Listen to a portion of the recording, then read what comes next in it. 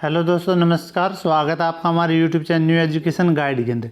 तो दोस्तों हम चर्चा करेंगे government permanent assistant professor vacancy 2024 Haryana के अंदर जो वैकेंसी आई है उसकी एक वीडियो मैंने बना दी है कि किस किस सब्जेक्ट की आपकी वैकेंसी आई है। लगभग 34 सब्जेक्ट की आपकी वैकेंसी आई है। ऑनलाइन अप्लाई की स्टार्ट आज से आपका उसका ऑनलाइन प्रोसेस स्टार्ट हो चुका है। किस प्रकार से फॉर्म भरा जाए, कहाँ पर भरा जाएगा, वो भी हम चर्चा करेंगे। एज, क्वालिफिकेशन, सिलेक्शन क्राइटेरिया और ऑल सब्जेक्ट, ठीक है।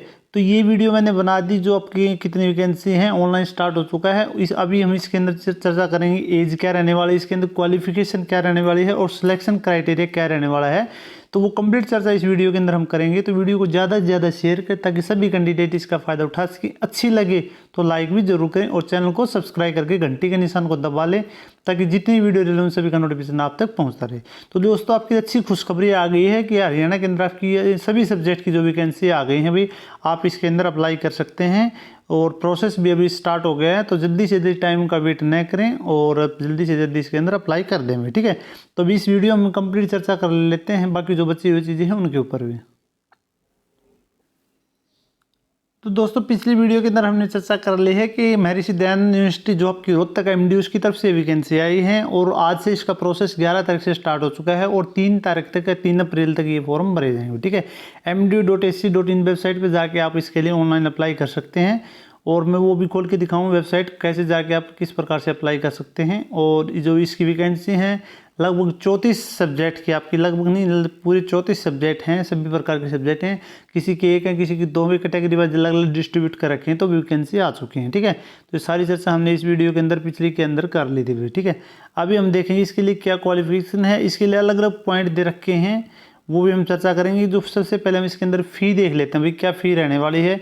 जो यहाँ पे फ़ी रहने वाले स्टैंडर्ड लेवल 10 के अकॉर्डिंग आपको सैलरी भी देख लेते हैं। सैलरी कितनी मिलने वाली है, 57,700 लेकर 1,82,400 तक, ठीक है। ये आपकी पे स्केल रहने वाले हैं, यानी लगभग करीबन ये लगाए चलो आप 80-90 हज़ार के आसपास आपकी यहाँ पे आपकी सैलरी रहने वाली है। उसके बाद में यहाँ पे जो फीस रहने वाली है वो क्या लगेगी फ़ी, अनुजो और ESM कैटेगरी के लिए आपकी 1,600 रुपये रहने वाली है फीस। उसके बाद फीमेल हरियाणा रेजिडेंस की जो भी लेडीज़ हैं जिसका हरियाणा डोमिसाइल है तो उनके लिए 800 रुपये रहने वाली है।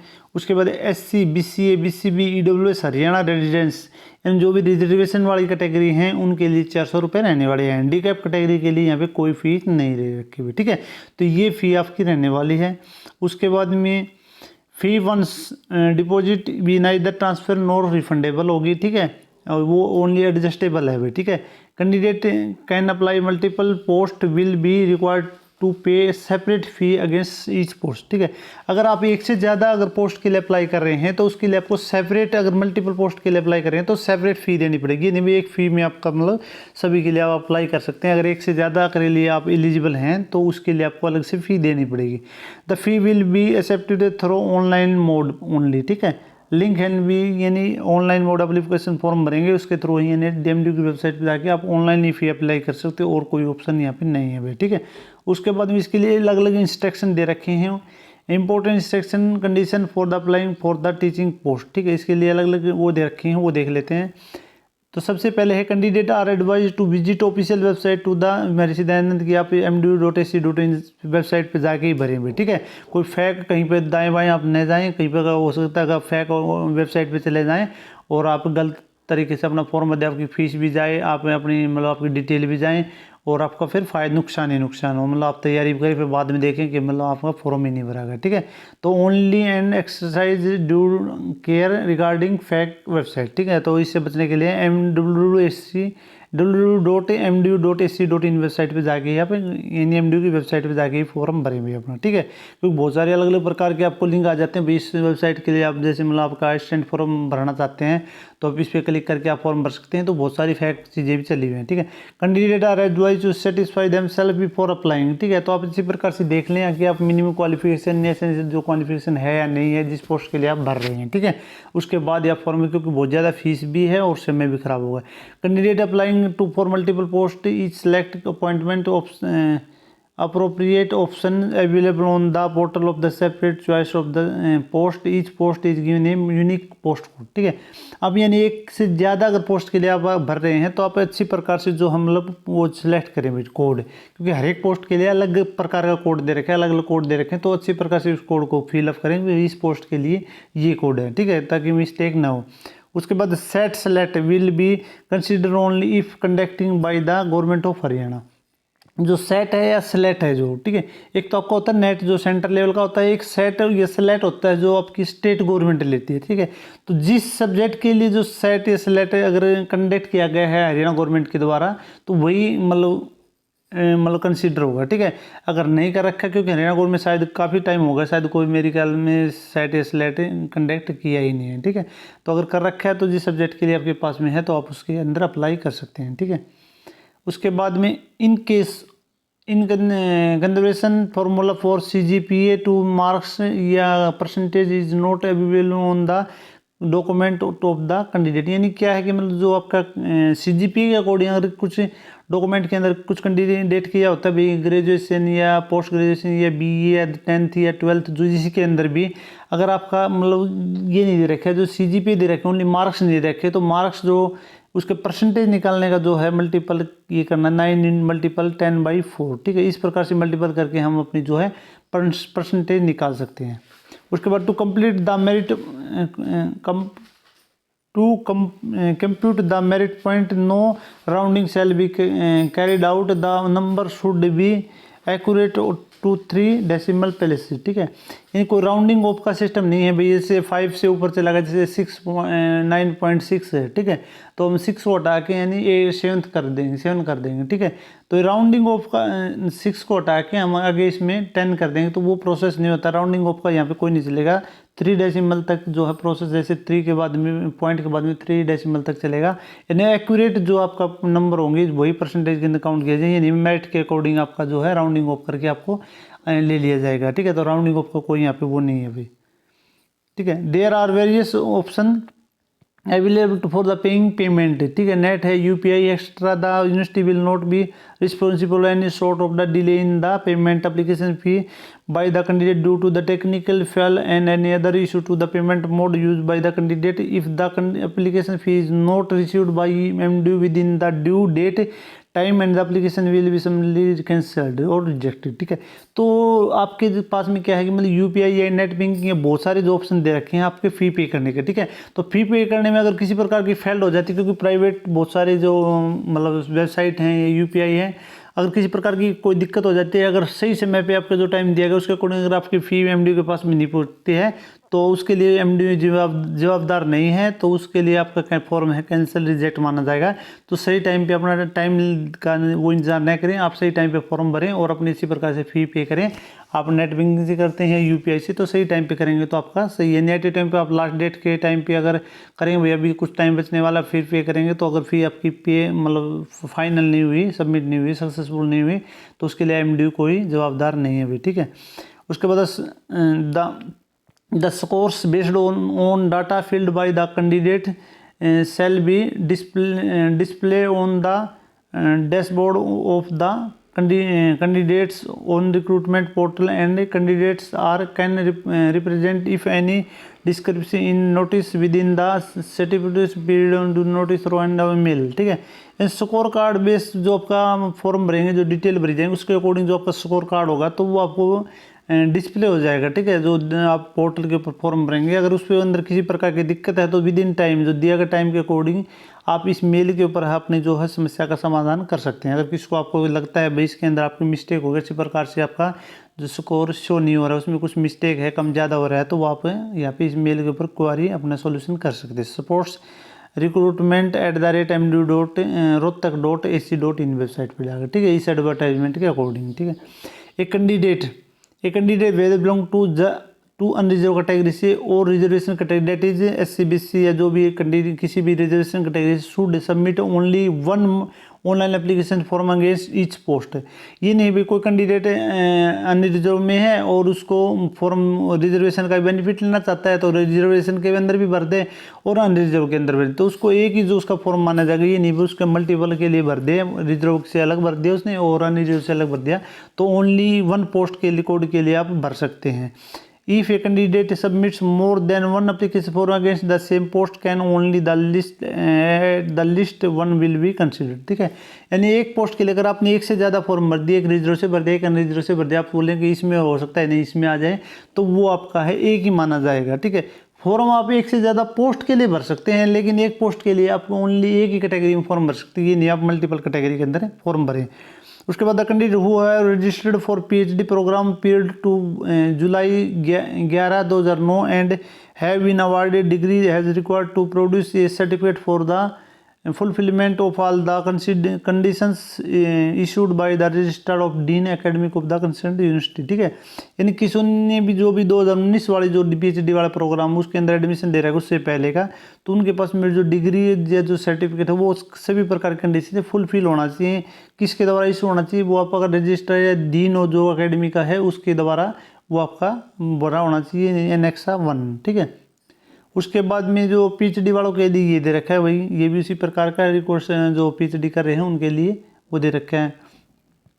उसके बाद में कुछ यूनिवर्सिटीज़ दे रखी हैं भाई, ये कुछ यूनिवर्सिटीज़ के नाम दे रखे हैं। ये लगभग जो भी फॉर्म निकलते हैं, लगभग यूनिवर्सिटी जो भी फॉर्म निकालती हैं या फिर जो भी कहीं से फॉर्म आते हैं तो उनके अंदर ये यूनिवर्सिटी को मतलब बैन से रिलेटेड होता है, क्योंकि इसके अंदर जो भी आपका सर्टिफिकेट होता है बिल्कुल जो क्या बोलते हैं कि इन यूनिवर्सिटी से, जैसे यूनिवर्सिटी है आपकी Singhania university Rajasthan, IILM university Sikkim, उसके बाद मानव भारती यूनिवर्सिटी आपकी मध्य प्रदेश, ये कुछ यूनिवर्सिटीज़ हैं। ठीक है, तो इसके अंदर क्या दे रखे हैं, ये इसके अंदर ये जो सर्टिफिकेट के अकॉर्डिंग ये जो नोटिफिकेशन दे रखा है इसके अकॉर्डिंग क्या कर रखा है, consider appointment in the university, however their candidature will be considered for the appointment in the university if they upload the certificate as Annexa 3 in the edition. यानी एक सर्टिफिकेट है भाई जो इसके अकॉर्डिंग मतलब ये इसकी एक मतलब ये मतलब ओरिजिनलिटी का जो प्रूफ है उसके अकॉर्डिंग ये बोला है कि वहाँ से वेरीफाइड ये होना चाहिए भाई। जिस एनेक्सा 3 के अकॉर्डिंग जो इसके अंदर दे रखा है उसके अकॉर्डिंग वो सर्टिफिकेट है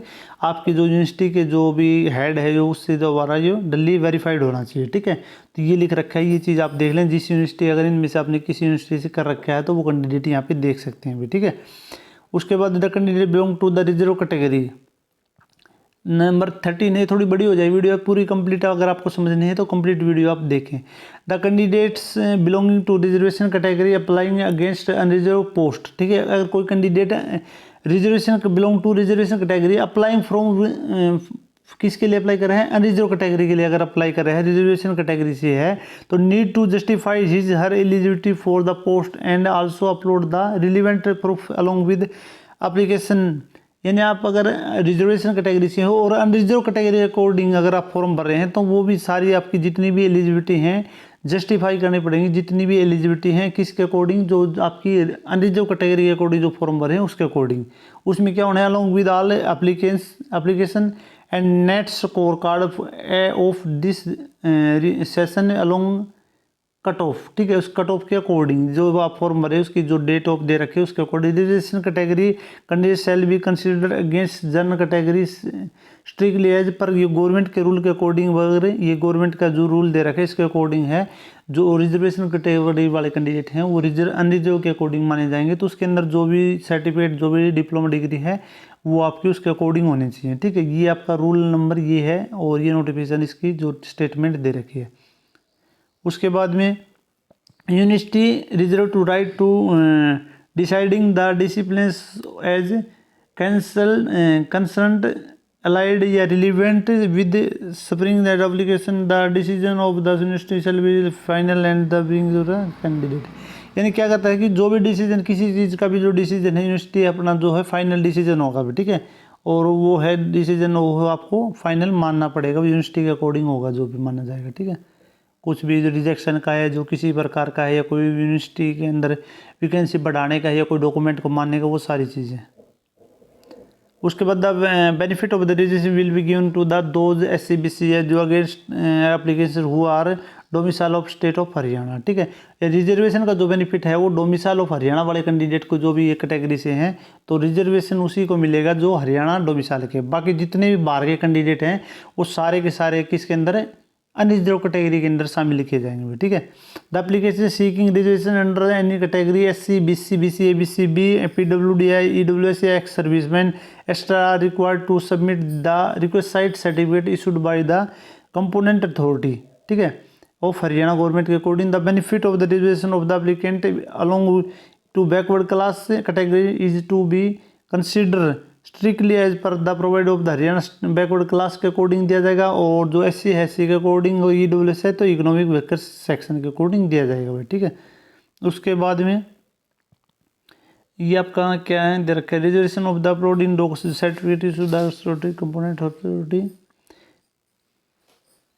ये मतलब जो डॉक्यूमेंट से रिलेटेड दे रखे, जो डॉक्यूमेंट आप जिस भी कैटेगरी के अकॉर्डिंग ये मतलब जो आपके रूल रेगुलेशन दे रखे हैं उसके अकॉर्डिंग है वो आपको मिलेगा। ठीक है, उसके बाद the application of the reservation category of Haryana for which no vacancy is available. ये मतलब कोई भी हरियाणा का कैंडिडेट है रिजर्वेशन बढ़ा, उसके अगर वैकेंसी नहीं है उस कैटेगरी की, उस सब्जेक्ट की, उसके अंदर नो वैकेंसी अवेलेबल या रिजर्व हैं, can apply for the post of general category के लिए अप्लाई कर सकता है if she has fulfil to all the eligibility condition to age qualification and experience extra age meet for general category.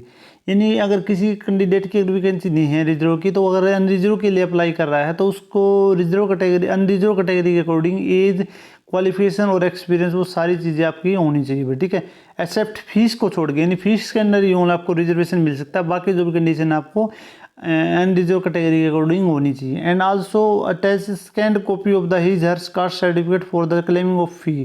फी के लिए आपको ओनली कास्ट का जो सर्टिफिकेट है वो उसके अंदर अटैच करना है, बाकी जो भी अगर आपकी वैकेंसी नहीं है तो आप अनरिजर्व के अकॉर्डिंग वहाँ पे लड़ेंगे भी। ठीक है, और अनरिजर्व के अकॉर्डिंग आपकी सारी की सारी कंडीशन होना चाहिए भी। ठीक है, उसके बाद में the reservation category application of those state will be consider only against general category, such application should fulfil all the eligibility condition और meant by the general category. ठीक है, तो बाहर वाले जो कैंडिडेट वो मैंने बता दिया था कि बाहर वाले कहाँ पे लड़ेंगे, अनरिजर्व के। Only the PWD candidate with 40% spring और 40% more than element disputed will be eligible for reservation. ठीक है, अगर रिजर्व PWD वाले कैंडिडेट हैं अगर 40% या उससे अबो हैं तो वही रिजर्वेशन का जो है यहाँ पे बेनिफिट ले सकते हैं। ठीक है, तो वही काउंट इसके अंदर किए जाएंगे।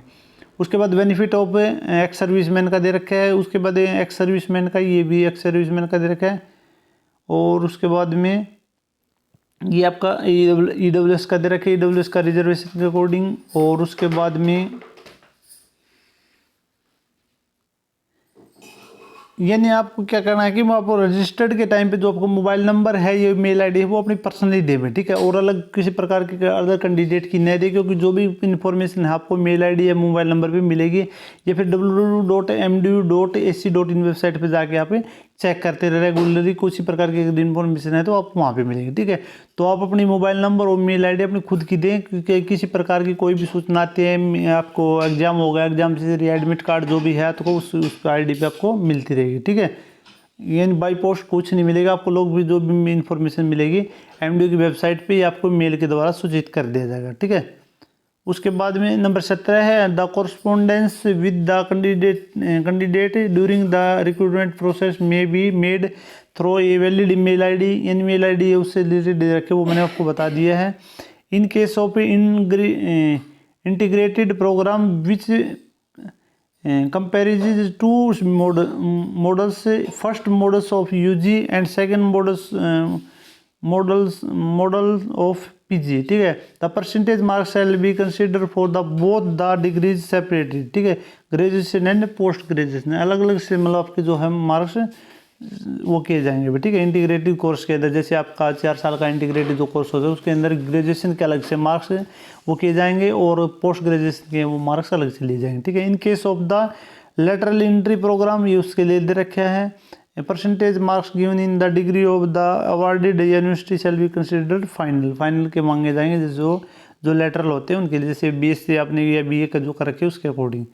The following category of the person shall not be eligible to apply the any position in the university किसके अकॉर्डिंग, जो कौन कैंडिडेट इसके लिए अप्लाई नहीं कर सकता। एक तो वो है the considering court case law या क्रिमिनल के अंदर है वो, who is a person of the unsound mind and the, यानी किसी प्रकार के संकीय इस प्रकार की जो चीज़ें हैं तो वो कैंडिडेट यानी जो मतलब दिक्कत वाले हैं वो कैंडिडेट इसके अंदर अप्लाई नहीं करते, वो आप इसी प्रकार से देख लेना है, ठीक है। उसके बाद एक कैंडिडेट हुआ है वो ऑब्टेन डिग्री और certificate required fulfil eligibility condition from any institute declaration take fact by the university grant commission और not recognise of Haryana government regulatory board shall not be eligible for the, यानी अगर किसी प्रकार के जो फैक्ट चीज वाले जो डिग्री डिप्लोमा वाले हैं वो इसके अंदर एलिजिबल अगर मिले हैं तो उसको बाहर कर देंगे भाई, ठीक है, मिलेगी तो, ठीक है। The ability of every condition shall be determine on the basis of the, यानी जो भी आपकी क्वालिफिकेशन है वो किसके बेस पे, जो आपकी क्वालिफिकेशन है उसके बेस पे आपकी मतलब डिटरमाइन की जाएगी भाई, ठीक है। उसके बाद में टीचिंग रिसर्च से जुड़ा हुआ है। उसके बाद the education qualification should be from the university फिल्मिनेंट, ये आपकी एजुकेशन क्वालिफिकेशन से रिलेटेड या पेपर पढ़ के देख लें बस, जो जो इम्पोर्टेंट है वो मैं पेपर बता देता हूँ, ये आपकी हो गई। उसके बाद में एक बार और बताता हूँ आपको, यानी आगे क्या दे रखा है इस पॉइंट के ऊपर, इम्पोर्टेंट पॉइंट है ये, the status of the short listing will be made available to the candidates individually only through application database on the recruiter portal, ठीक है। यानी आप अपना जो शॉर्ट लिस्टेड या नहीं किए जाएंगे वो शॉर्ट लिस्टिंग जो प्रोसेस है वो आप इंडिविजुअल खुद देख सकते हैं अपना जो स्कोर के डाटाबेस है उसके according on the recruitment portal जिस पे आप फॉर्म भरेंगे बिफोर द इंटरव्यू, ठीक है, इंटरव्यू से पहले एज पर selection criteria available on annexure 5 के अकॉर्डिंग, जो एनेक्सा नीचे दे रखा है उसके ऊपर हम डिस्कस करेंगे, तो उसके अकॉर्डिंग जो है आप अपनी जो डिटेल देख सकते हैं डाटा बेस, यानी आपका सिलेक्शन होने के आप चांसेज हैं नहीं है वो आप चीज़ें वहाँ पे आपको मिल जाए, उसके अकॉर्डिंग आपका यहाँ पे जो है शॉर्ट लिस्टेड किए जाएंगे, ठीक है। उसके लिए आपको 5 दिन का टाइम दिया, अगर किसी प्रकार के आपको लगता है कि इसके अंदर कोई दिक्कत है, कोई कमी रहेगी, आपके मार्क्स नहीं जुड़े, तो आपको 5 दिन का टाइम दिया जाएगा, आप है मतलब उसके रिगार्डिंग है वो कर सकते हैं, ठीक है। और उसके बाद में जो फाइनल डिसीजन होगा यूनिवर्सिटी का वो मान्य हो जाए, no TADA will be paid for the university appearing in the interview, के लिए आपको कोई TADA जो आपको नहीं दिया जाएगा भाई, ठीक है। उसके बाद in the candidate are regularly appointment should be apply through proper channel and uploaded no objection certificate signed by दीजर, यानी जो वाले कैंडिडेट हैं रेगुलर अपॉइंटमेंट को नो ऑब्जेक्शन का सर्टिफिकेट है वो आपको देना है और अच्छी प्रकार से आपको फॉर्म वो चीज़ें भरनी है, ठीक है। उसके बाद ये भी आपके ये बार इसको देख लेना। उसके बाद में जो और इम्पोर्टेंट चीज़ें हैं वो आपको मैं बता देता हूँ।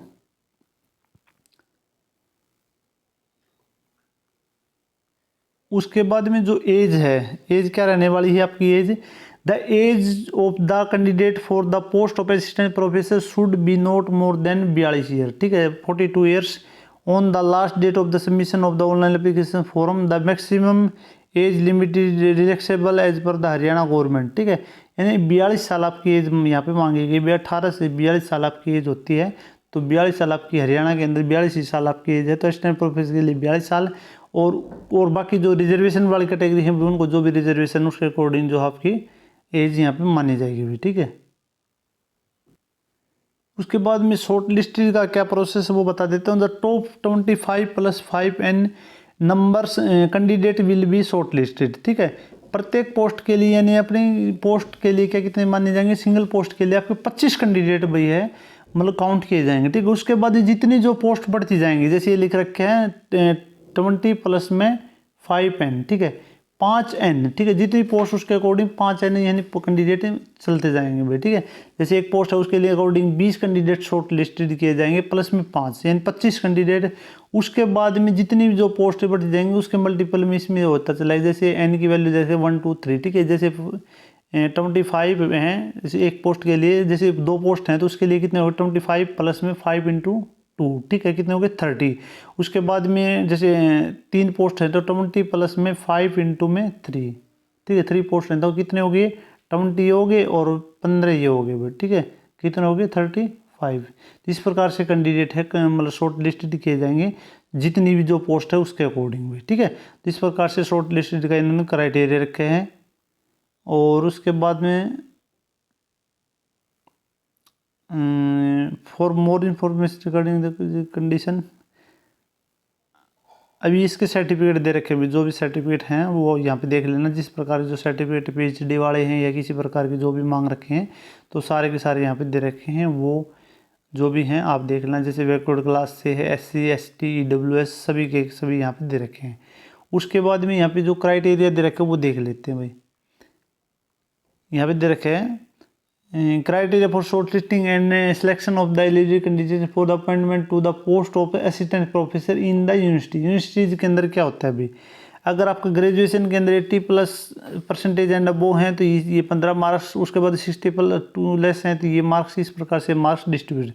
पोस्ट ग्रेजुएशन के अंदर भी इस प्रकार से हैं। उसके बाद एम फिल है, ठीक है, इस इतने परसेंट तो मैक्सिमम आपके 30 मार्क्स दे रखे हैं। उसके बाद पीएचडी वालों के लिए 30 दे रखे हैं। नेट विद JRF है तो 7 मार्क्स हैं।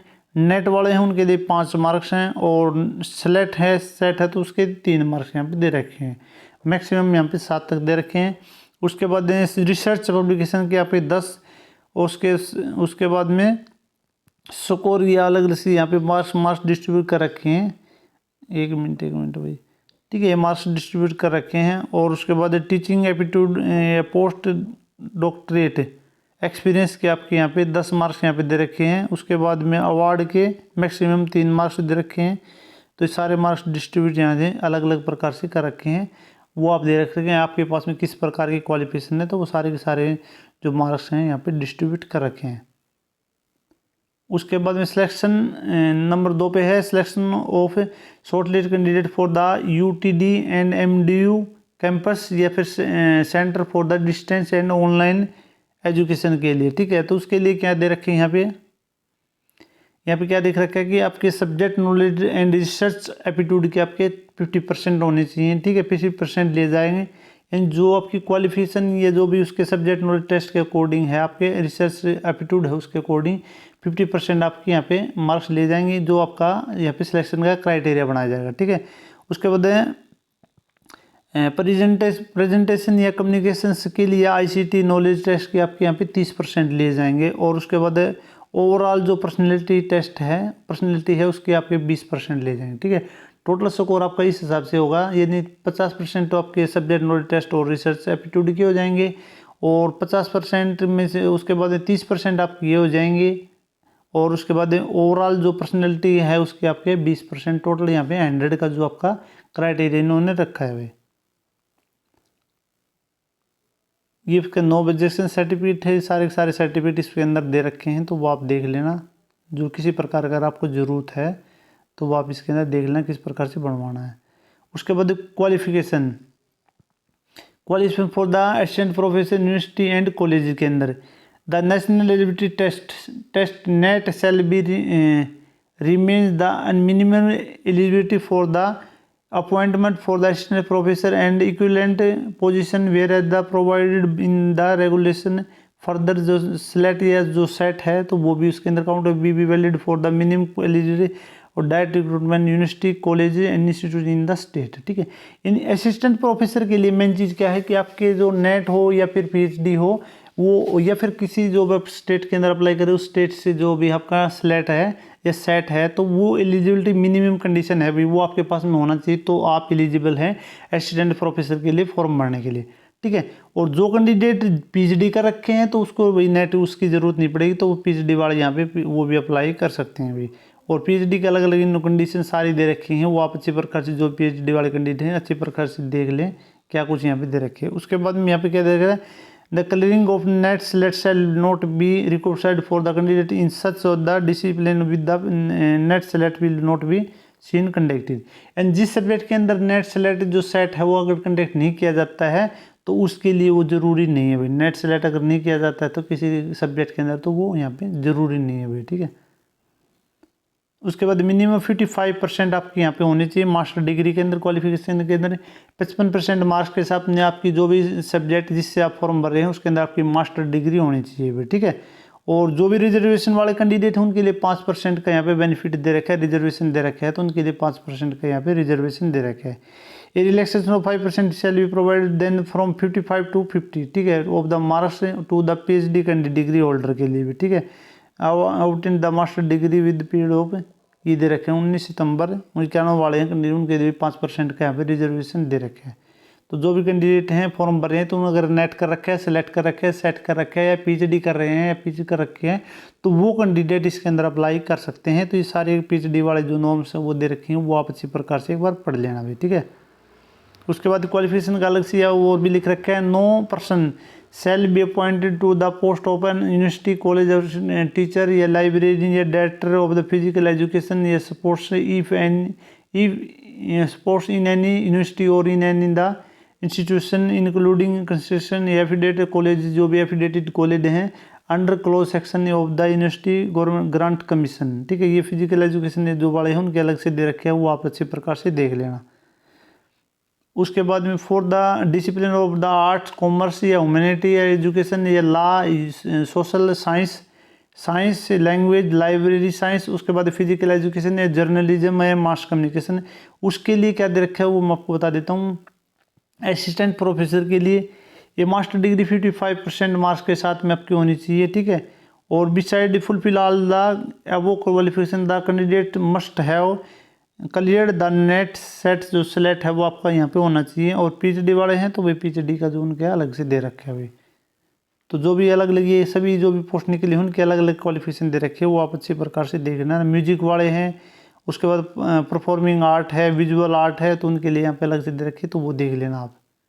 तो उनकी सभी की यहाँ पे जो क्वालिफिकेशन है अलग अलग दे रखे हैं, अच्छी प्रकार से इसको देख लेना।